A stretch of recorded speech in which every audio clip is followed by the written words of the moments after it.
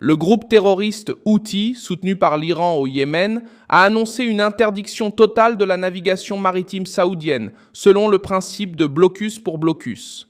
L'ordre a été annoncé ce lundi 20 juillet 2026 par le porte-parole militaire Yahya Saree et est entré en vigueur immédiatement. Le groupe a déclaré que les navires saoudiens et le trafic lié au royaume sont désormais soumis à un blocus naval.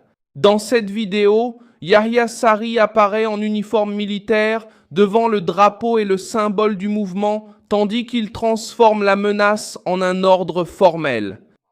Lors de la grande manifestation de millions de personnes lors du vendredi d'alerte et de mobilisation, ainsi que lors des grands rassemblements et rencontres tribales qui l'ont précédé, les forces armées du Yémen déclarent ce qui suit.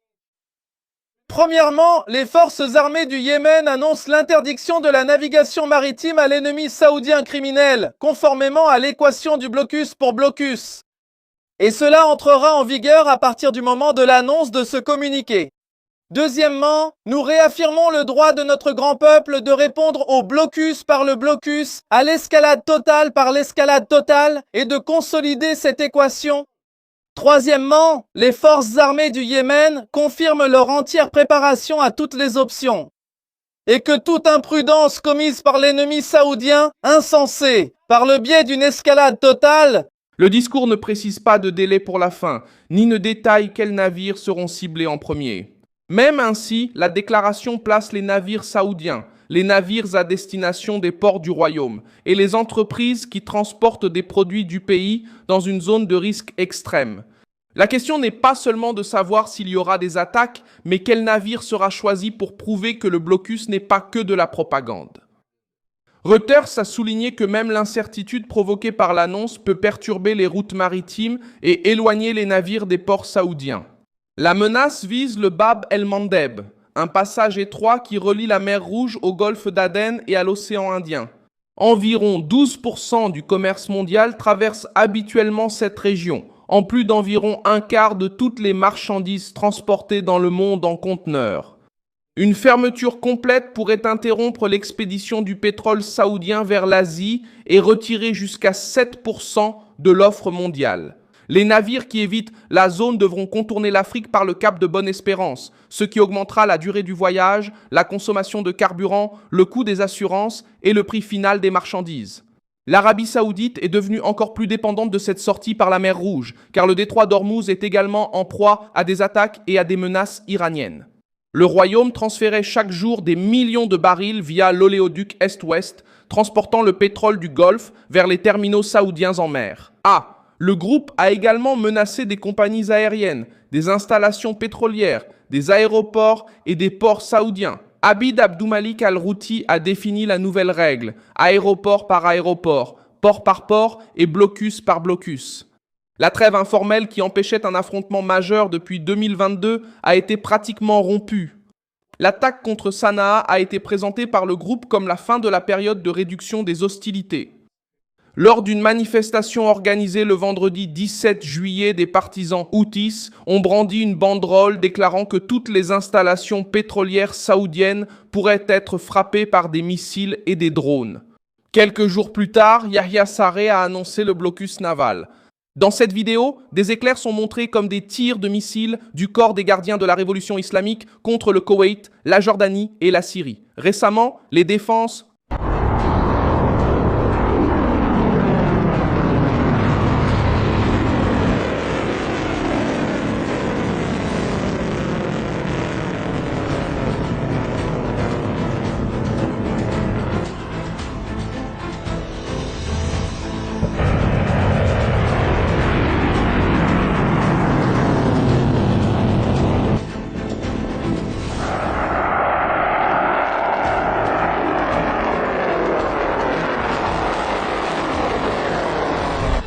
La Jordanie a déclaré avoir abattu plusieurs projectiles, tandis que le Koweït a de nouveau signalé des attaques contre des installations énergétiques et de dessalement. Reuters a également confirmé que l'Iran avait lancé une attaque dans la région d'Al-Tanf, dans l'est de la Syrie, bien que la cible américaine n'ait pas été touchée, selon une source militaire syrienne.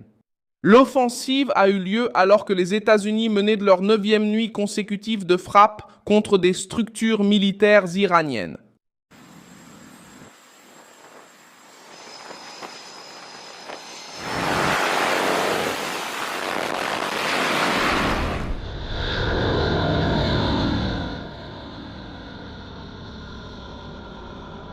Les cibles comprenaient des centres de commandement, des systèmes de défense aérienne, des postes de surveillance côtière, des réseaux de communication et des sites utilisés pour le lancement de drones et de missiles. La riposte américaine a été intensifiée après qu'une attaque iranienne contre une base en Jordanie a tué 2 militaires américains et en a laissé un autre porté disparu. Téhéran a choisi de riposter en frappant des nations arabes qui hébergent des forces américaines, répandant ainsi le danger dans toute la région du Golfe. La guerre a également touché directement un navire commercial lié au transport de carburant. Le pétrolier Kavuk Avalmaleh apparaît enveloppé par une énorme colonne de fumée. Le navire a été touché dans la nuit du 19 juillet près des côtes d'Oman. Le navire bas pavillon maltais a été construit en 2025 et est exploité par la société grecque Dinakon Tankers. L'équipage a abandonné le navire et a été secouru en toute sécurité par un remorqueur. Pendant ce temps, le pétrolier est resté à la dérive et en flammes. Lors du voyage où il a été touché, il naviguait à vide en direction d'un port du Golfe pour recevoir une nouvelle cargaison. L'avis maritime britannique a indiqué que le navire a été touché par un projectile inconnu sans confirmer immédiatement le responsable. Le corps des gardiens de la Révolution a déclaré le même jour que 2 pétroliers avaient explosé et étaient restés immobilisés après avoir tenté de traverser une route considérée comme dangereuse par l'Iran. Le Centre conjoint d'information maritime avait déjà recensé 11 attaques iraniennes contre des navires dans le détroit d'Ormuz depuis le 25 juin. Le niveau de menace restait classé comme sévère, avec de nouvelles actions hostiles considérées comme hautement probables. Le trafic des superpétroliers est passé d'une moyenne de 8 traversées quotidiennes à la fin juin et au début juillet à seulement 2 par jour la semaine dernière. Les transferts de pétrole effectués entre navires en dehors du détroit ont également fortement diminué après la nouvelle vague d'attaques. Alors que l'Iran et ses alliés répandent des menaces en mer, le commandement politique iranien fait face à une crise inquiétante au sein même du régime. Mojtaba Khamenei n'est pas apparu en public depuis qu'il a pris ses fonctions de guide suprême. Ses interventions ont pris la forme de communiqués écrits, sans discours devant la population. Abbas Araghchi a révélé lors d'une interview qu'il n'avait pas encore rencontré personnellement Mojtaba depuis que celui-ci avait pris ses fonctions. Un rapport attribué à une source de sécurité israélienne a affirmé que le dirigeant ne se trouvait même pas sur le territoire iranien, une information qui n'a pas été confirmée de manière indépendante. Dans ce rapport publié par Nexta, l'absence de Mojtaba est présentée comme le résultat d'un isolement extrême. Seul un petit groupe aurait accès aux dirigeants suprême, tandis que des autorités plus visibles, comme Araghchi, Massoud Pezeshkian et Mohamed Bagher Ghalibaf, prennent des décisions publiques.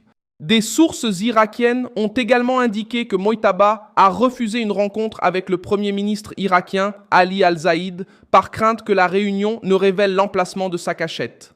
Le refus est survenu après qu'Al-Zaïd ait rendu visite à Donald Trump à la Maison-Blanche et ait transmis un message à la direction iranienne. La paranoïa s'est accrue après qu'Araghchi a admis l'existence d'une grave faille de sécurité à l'intérieur de l'Iran. Dans cette vidéo publiée par le rapport de confrontation, le ministre affirme que l'ennemi connaissait la routine d'Ali Khamenei, savait où se tenaient les réunions des commandants militaires et a choisi l'heure exacte pour attaquer. Araghchi a reconnu que cette faille n'a pas encore été complètement éliminée et qu'elle peut continuer à influencer l'accès aux informations et même le processus de prise de décision du régime. Par exemple, en dehors de ce qui se passe à la Beit, il y a une réunion du Conseil de défense que M. Shamkhani a organisée, et M. Khamenei lui-même est également à la Beit. Comment interprétez-vous cela? En même temps, 3 ou 4 réunions à 9h30 du matin. Eh bien, le Conseil stratégique lui-même avait, disons, une réunion fixe et obligatoire qui avait lieu chaque samedi pour discuter des sujets les plus importants de la semaine. À l'époque où j'étais au Conseil stratégique, nous avions aussi une réunion chaque samedi matin. Mais c'était dans le bâtiment qu'ils ont rue Pasdaran. Je ne sais pas pourquoi ce jour-là, ils l'avaient mis dans le bâtiment du bas. En plus, ce n'était pas la cible là-bas. Mais la réunion de M. Shamkhani était la cible. Le bureau de M. Shirazi était la cible. Le bureau de M. Rejazi était la cible. Et le bureau de son Excellence lui-même n'était pas la cible. Ils ont attaqué cela rapidement. Ils ont aussi attaqué la réunion des vice-ministres. C'était dans d'autres bâtiments, je sais. Je ne trouve pas naturelle cette simultanéité de plusieurs réunions. À cette époque, monsieur, il y avait des réunions dans chaque bâtiment. Mais oui, le guide suprême était dans son bureau. Ça ne compte pas. Maintenant, lors de la réunion du Conseil de défense organisée par M. Shamkhani, je ne sais pas si c'était une coïncidence ou non, mais le ministère du Renseignement se réunissait aussi en même temps. L'important, à mon avis, c'est qu'ils étaient au courant de ces réunions, et cela représente peut-être une faille de sécurité qui existait, et qui existe probablement encore. Il faut régler ce problème. Et maintenant, les forces de sécurité enquêtent, et je crois que cette faille de sécurité ne se limite pas seulement à l'infiltration et à l'obtention d'informations. Parfois, cela influence aussi directement la formulation de nos décisions. Pire encore, cela influence notre environnement psychologique. Au cours des prochaines heures, les armateurs, les assureurs et les opérateurs de terminaux devront décider s'ils maintiennent les navires dans le détroit de Bab el-Mandeb ou s'ils détournent les navires vers des routes plus longues. La menace des Houthis est arrivée justement au moment où le détroit d'Ormuz souffre d'incendies de navires, d'une réduction du trafic et d'attaques de la garde révolutionnaire. Le résultat immédiat est une pression féroce sur le pétrole saoudien, le commerce international et toute la sécurité maritime du Golfe et de la mer Rouge. Merci beaucoup d'avoir regardé cette vidéo jusqu'à la fin. Soutenez notre projet et contribuez financièrement via la clé Pix qui apparaît à l'écran. Nous sommes une chaîne indépendante, attachée à vous fournir une information véridique. Votre contribution nous aide à rester à flot.